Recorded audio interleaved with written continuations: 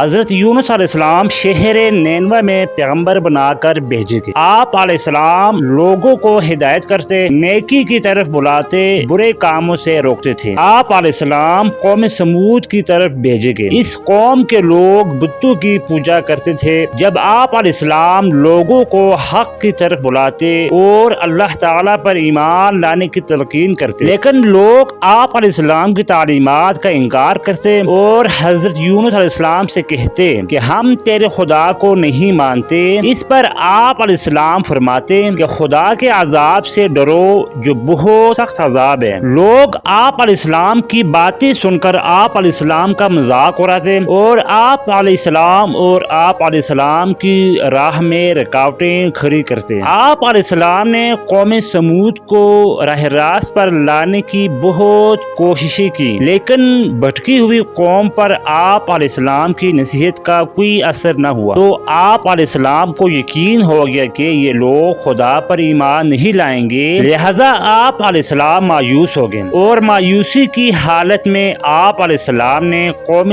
سمود کی تباہی و بربادی کے لیے بدعا کی اور اس سرزمین سے نکل پڑے۔ چلتے چلتے دریائے فرات کے کنارے پہنچے تو دیکھا کہ ایک کشتی کنارے پر لگی ہے، لوگ اس پر سوار ہو رہے ہیں۔ ان کی دیکھا دیکھی آپ علیہ السلام بھی اس پر سوار ہو گئے، جنہیں جانا تھا وہ سب سوار ہو چکے۔ کشتی لوگوں سے بھر چکی۔ اس کے بعد کشتی اپنی منزل کی طرف روانہ ہوئی۔ سمندر پر سکون تھا، آسمان بھی صاف تھا، مسافر اطمینان سے بیٹھے ہوئے تھے۔ جب کشتی بیچ سمندر میں پہنچی تو دیکھا کہ آسمان پر سیاہ بادل اٹھ رہے ہیں، پھر ہوائیں چلنے لگی۔ ہوا اچانک طوفان کی شکل اختیار کر گئی، سمندر میں کشتی ڈگمگانے لگی، سمندر کی لہریں اوپر نیچے ہونے لگی، بارش بھی شروع ہوگی۔ طوفان کے جھٹکوں اور پانی سے کشتی کے ڈوبنے کا اندیشہ پیدا ہو گیا۔ کشتی میں بیٹھے ہوئے مسافروں میں سے ایک نے کہا کہ معلوم ہوتا ہے کہ کشتی میں کوئی ایسا شخص بھی سوار ہے جس سے کوئی بڑی غلطی سرزد ہوگی ہے۔ جب تک ایسے شخص کو کشتی سے نہ نکالا جائے کشتی کا صحیح سلامت رہنا مشکل ہے۔ وہ شخص کون ہے یہ بتانا مشکل ہے جب تک کہ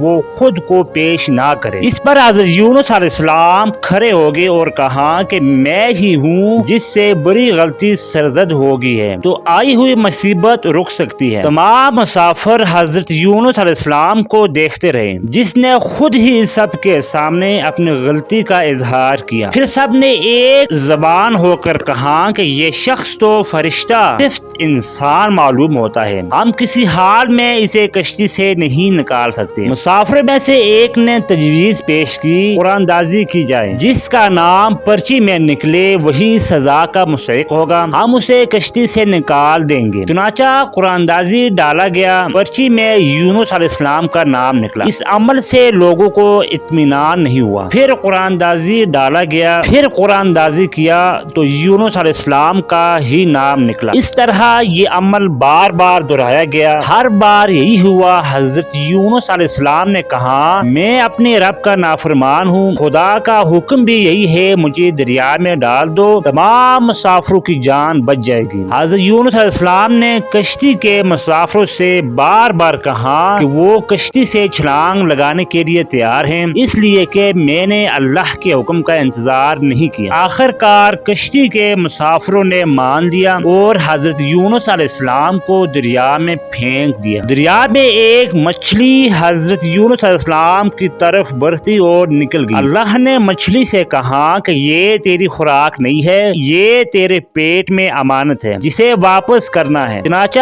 آپ علیہ السلام مچھلی کے پیٹ میں اندھیرے میں رہے، اللہ تعالیٰ کا ذکر کرتے رہے اور معافی طلب کرتے رہے۔ آپ علیہ السلام پکارتے رہے تھے اے اللہ تیری سوا کوئی عبادت کے لائق نہیں، تو پاک ہے، بلا شبہ میں نے اپنے ہی نفس پر ظلم کیا، میں ظالموں میں سے ہوں۔ اللہ نے آپ علیہ السلام کی پکار سن لی۔ آپ علیہ السلام مچھلی کے پیٹ میں محفوظ رہے، مچھلی نے دریا کے کنارے پر اگل دیا۔ جب آپ علیہ السلام مچھلی کے پیٹ سے باہر آئے تو بہت کمزور اور نڈھال تھے۔ آپ علیہ السلام نے کھلی فضا میں سانس لیا اور اللہ تعالیٰ کا شکر ادا کیا۔ اللہ نے حضرت یونس علیہ السلام سے فرمایا اگر تو مچھلی کے پیٹ میں میری پاکی بیان نہ کرتا تو نجات حاصل نہ کرتا۔ جس جگہ پر مچھلی کسی نے آپ کو نکالا تھا، وہاں کوئی درخت تھا نہ کوئی سایہ، دھوپ ہی دھوپ تھی، گرمی بھی ناقابل برداشت تھی۔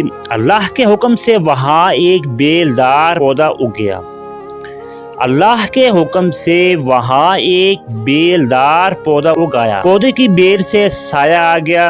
آپ علیہ السلام سائے تلے بیٹھ گئے اور اللہ تعالیٰ کا ذکر کرنے لگے۔ کہا جاتا ہے کہ آپ علیہ السلام کے پاس ایک ہرنی آئی تھی اور اپنا دودھ پلا جاتی تھی۔ اللہ تعالیٰ فرماتا ہے کہ ہم نے بغیر گھاس کی زمین پر ڈال دیا اور وہ بیمار تھا، ہم نے ان کے بیلدار درخت اگایا اور ہم نے اس کو 1,00,000 آدمی کی طرف بھیجا، بلکہ اس سے بھی زیادہ، پھر وہ لوگ ان پر ایمان لائے۔ ملک نینوا چھوڑ دینے کے بعد آپ علیہ السلام کی قوم آپ کو بہت زیادہ یاد کرنے لگی۔ آپ علیہ السلام کے نکل جانے کے بعد پچھتانے لگی۔ لوگوں نے محسوس کیا کہ آپ علیہ السلام نبی تھے اور ہدایت کے لیے آئے تھے۔ لوگوں نے اللہ سے معافی طلب کی اور وہ حضرت یونس علیہ السلام کی آمد کا انتظار کرنے لگے۔ لوگوں نے اقرار کیا کہ ہم اللہ پر ایمان لائے اور اس بات پر بھی کہ یونس علیہ السلام اللہ کے بھیجے ہوئے نبی ہیں، اور آپ علیہ السلام کے لائے ہوئے پیغام پر یقین رکھتے ہیں اور یونس علیہ السلام کی تصدیق کرتے ہیں۔ اور قوم کے لوگ ایک دوسرے سے کہنے لگے کہ آخر یونس علیہ السلام ہمارے درمیان آ جائیں تو ہم سب ان کی تعظیم کرنے لگیں گے اور ان کے حکم پر عمل کریں گے۔ اللہ تعالیٰ نے حضرت یونس علیہ السلام کو حکم دیا کہ وہ قوم کی طرف جائیں